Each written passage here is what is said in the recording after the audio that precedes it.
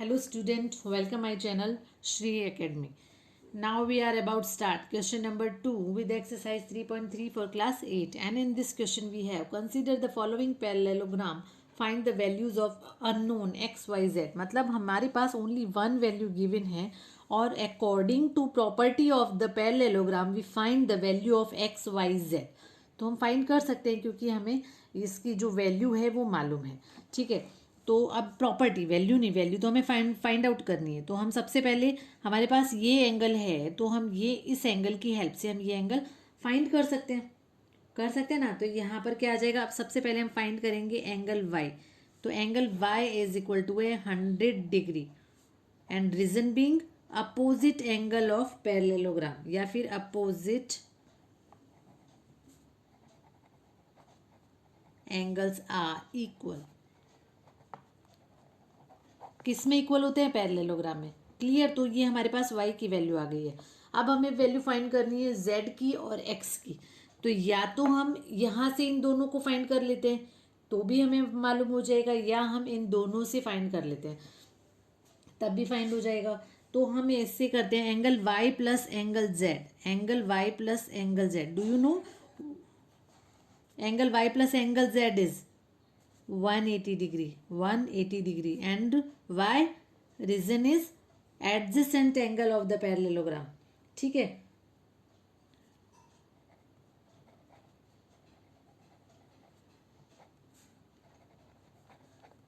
Adjacent angle. ठीक है, और ये तो पहले इसके कारण ये 180 हुआ है, ये हमें मालूम है. तो यहाँ पर हम चाहो तो हम आप ऐसा भी लिख सकते हो, sum of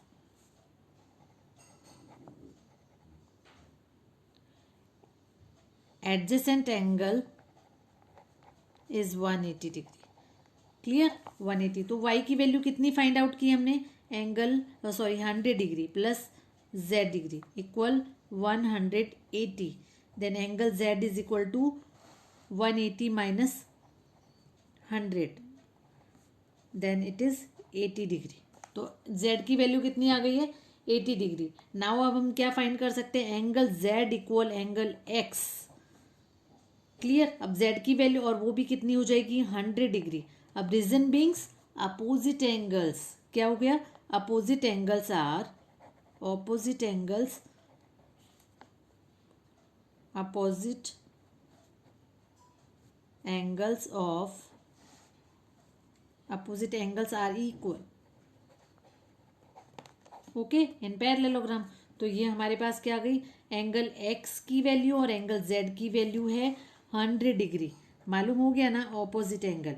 and angle y is 80 degree.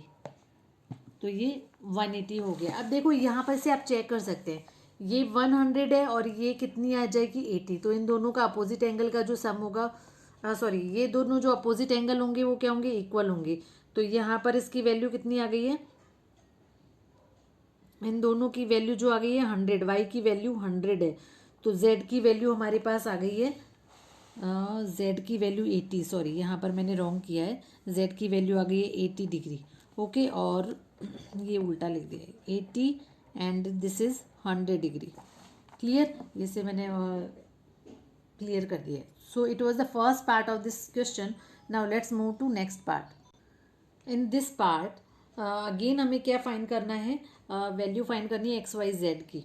तो देखो हमारे पास अगर ये एंगल गिवन है, अगर ये एंगल गिवन है तो हम फाइंड कर सकते हैं. डिफरेंट वेज हैं, अगर आपको प्रॉपर्टी मालूम है तो इसमें डिफरेंट वेज हैं. तो मैं सबसे पहले यहाँ पर एक्स की वैल्यू फाइंड करती हूँ, है ना.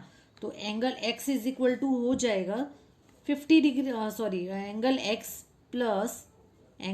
प्लस 50 इज इक्वल टू है 180. Okay, we can find by adjacent angle. Clear. तो angle x plus 50 equal to 180 and reason beings, मैंने आपको क्या बोला है, don't forget mention the reason. बहुत ही इंपॉर्टेंट है ये. तो यहाँ पर हम रीजन क्या देंगे, इसको मैंने फर्स्ट में आपको अच्छे से बता रखा है रीजन कैसे देंगे. मैं यहाँ पर इसको शॉर्ट में लिख रही हूँ, एडजेसेंट एंगल, एडजेसेंट एंगल. और आपको पूरा लिखना है, sum of adjacent angle is 180 degree. ठीक है. अब एंगल एक्स की वैल्यू यहाँ से हमारे पास फाइंड हो जाएगी. एंगल एक्स इक्वल है 180 minus 50, then angle x is equal to है 130 डिग्री। तो हमारे पास एंगल एक्स की वैल्यू फाइंड हो चुकी है। कितनी हो गई है? 130 हो गई है। एंगल एक्स की वैल्यू है 130 और इन दोनों का जो सम आएगा वो कितना होगा? 180 होगा। You can clearly see sum of angle x plus 50 is 180, then 130 plus 50 is 180. Now angle x equal angle y, angle x equal angle y, ठीक है। तो x ये कितना हो जाएगा? y की वैल्यू, x की वैल्यू कितनी है? 130 है, तो y इज इक्वल टू कितना हो जाएगा? 130। अब ये इक्वल क्यों है? बिकॉज opposite angles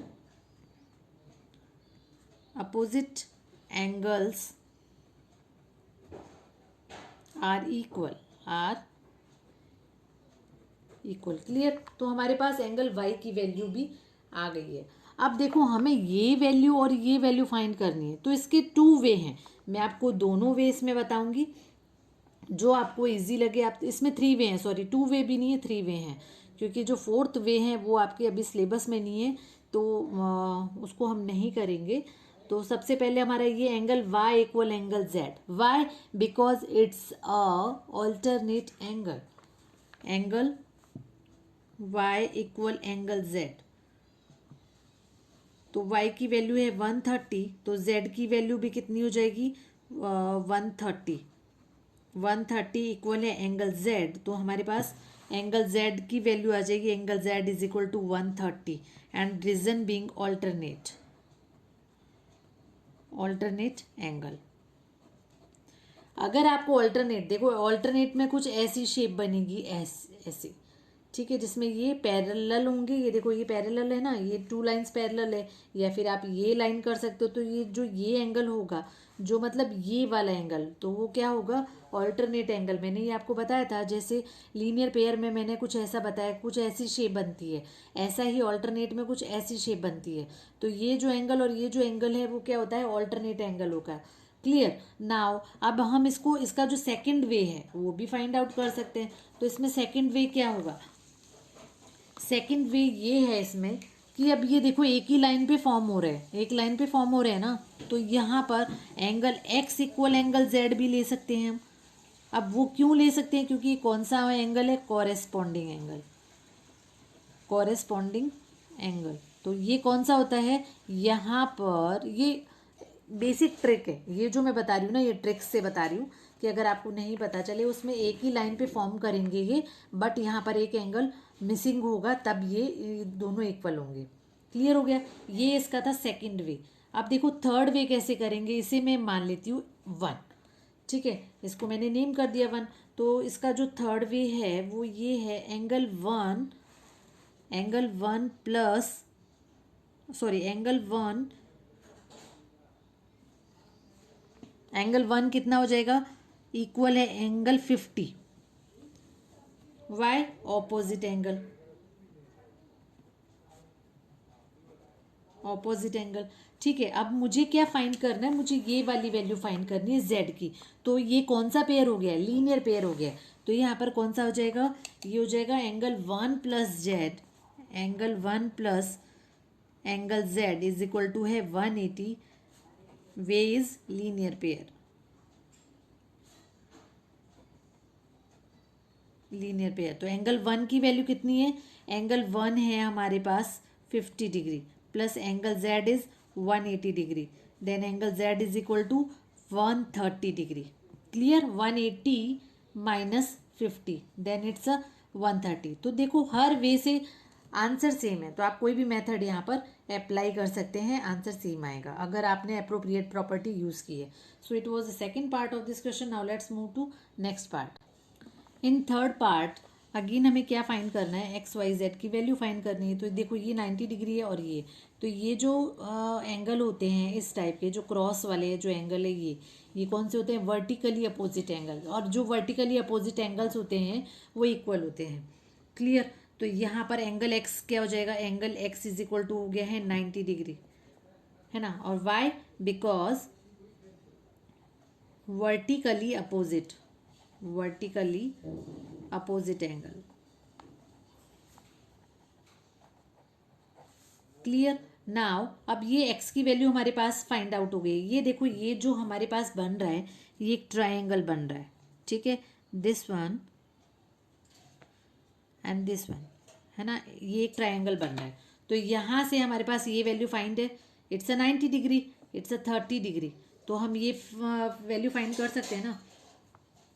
यहाँ पर ये ट्रायंगल फॉर्म हो रहा है, तो ट्रायंगल फॉर्म हो रहा है तो हम यहाँ पर क्या फाइंड करेंगे, angle x plus angle Y plus 30 equal 180 degree.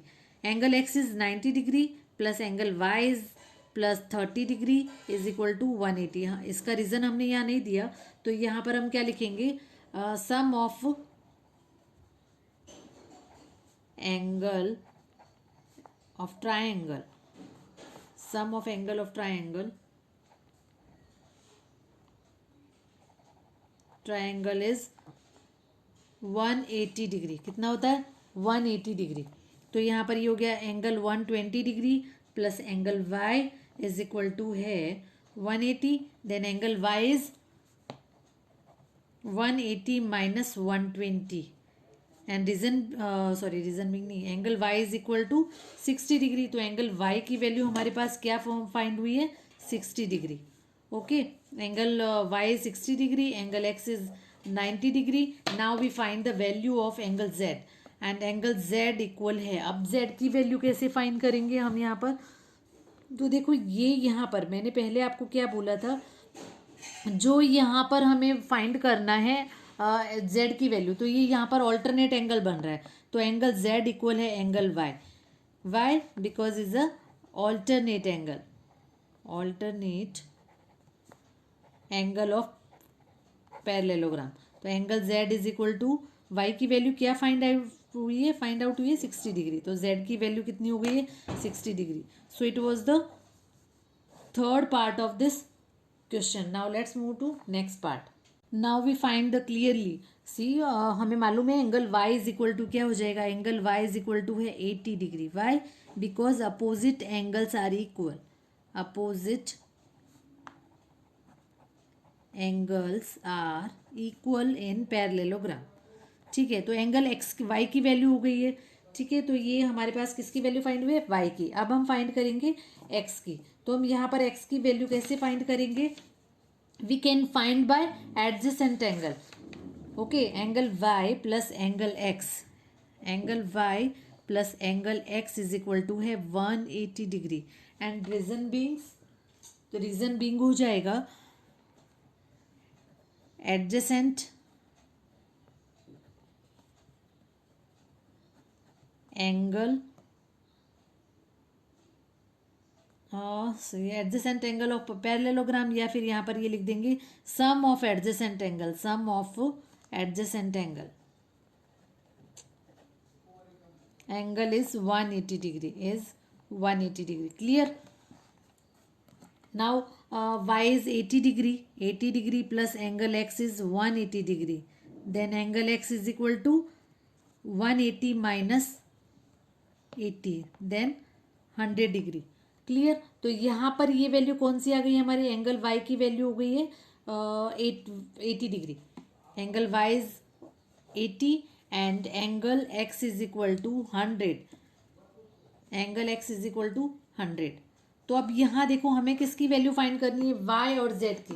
तो यहाँ पर z की शेप बन रही है, z की शेप बनती है बेसिकली, जो ये शेप बन रही है वो ऐसी बन रही है यूं करके, और ये तो ये एंगल और ये एंगल क्या होगा, इक्वल होगा। तो यहाँ पर z की वैल्यू क्या हो जाएगी, 80 डिग्री हो जाएगी। अदरवाइज हम इसे क्या कर सकते हैं, अब देखो ये एक ही लाइन पे फॉर्म हो रहे हैं, एक लाइन एक एंगल छोड़ के, तो यहाँ पर ये एंगल क्या हो जाएगा 80 डिग्री, और रीजन क्या हो जाएगा, कोरेस्पॉन्डिंग एंगल।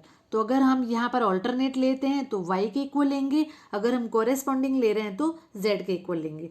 ओके, तो angle y is equal to है एंगल z इज, तो यहाँ पर ये क्या आ जाएगा, रीजन क्या आ जाएगा, ऑल्टरनेट, क्योंकि ये y ले रही हूँ तो ऑल्टरनेट एंगल आ जाएगा, alternate angle.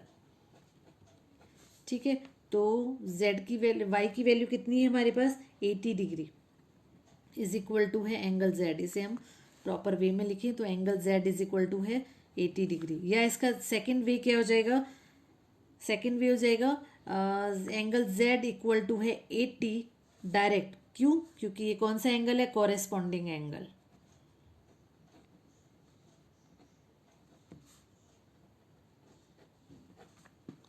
Okay, so it was the fourth part of this question. Now let's move to last part. Now देखो अगेन यहाँ पर पैरेललोग्राम है, तो ये क्या हो जाएंगे? इक्वल हो जाएंगे। Angle y is equal to 112 degree. तो यहाँ हम लिख देंगे अपोजिट एंगल आर इक्वल। तो ये हमारे पास ये एक हो गया है, y की वैल्यू फाइंड आउट हो गई है। अब एंगल y की वैल्यू 112, 40 एंड x की वैल्यू हम फाइंड आउट कर सकते हैं बिकॉज यहाँ पर एक ट्राइंगल फॉर्म हो रहा है। ओके, तो angle x plus angle y plus 40 degree is equal to 180। तो reason being angle sum property of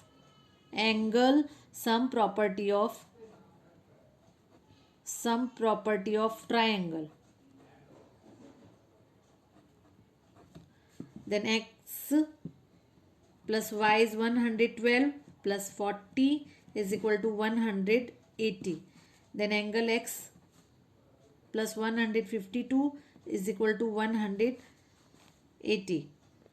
Angle x is equal to 180 minus 152. Then 10 minus 2 is 8. 7 minus 5 2. तो एंगल x की value हमारे पास क्या आ गई है? 28। x की वैल्यू फाइंड हो गई है। अब देखो ये एंगल और ये एंगल इक्वल हो जाएगा। Then angle x equal angle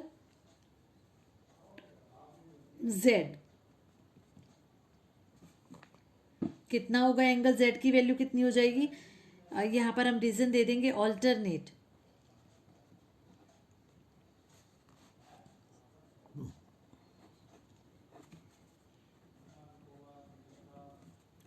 I hope आपको ये क्वेश्चन बहुत अच्छे से क्लियर हो गया होगा।